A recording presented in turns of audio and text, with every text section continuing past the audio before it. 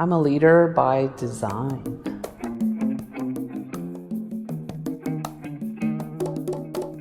Just the way it turned out for me is the reason why I say that. I didn't look for these. I actually had different dreams when I was younger, and they didn't include leadership. I think leaders are both born and made. There's some individuals, and I've worked with them, who just, they were probably the president of their students' union, make a fantastic presentation, and people naturally follow them. But I think even more, there's leaders who are made. Leaders who start out not really thinking a lot about leadership or don't have an ambition to be a CEO. Humbleness is really important as a leader, that ability to, that service philosophy that I'm here. It's not about me, it's about that service. It's not the ego. It's not, that has to be left at the door. A big part of my culture is that I have a job to do in my community. That means not just sort of dictating what needs to be done and leading in that way, but by really being a part of the work that's happening and showing by example.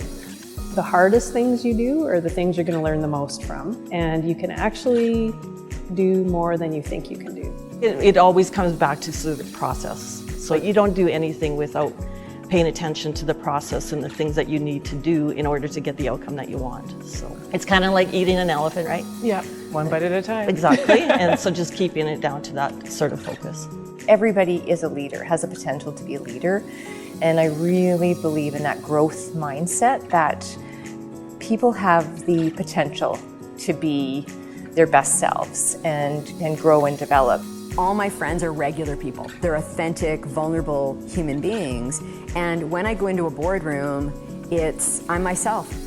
Yeah, I think one of the most important characteristics is actually self-awareness. If you actually don't understand the impact that you have on others, if you're not self-aware of your own behaviors, your own comments, conversations, communications, that's a huge lack of insight that can actually prevent you from advancing in leadership. It's one of what I call a fatal flaw in leadership.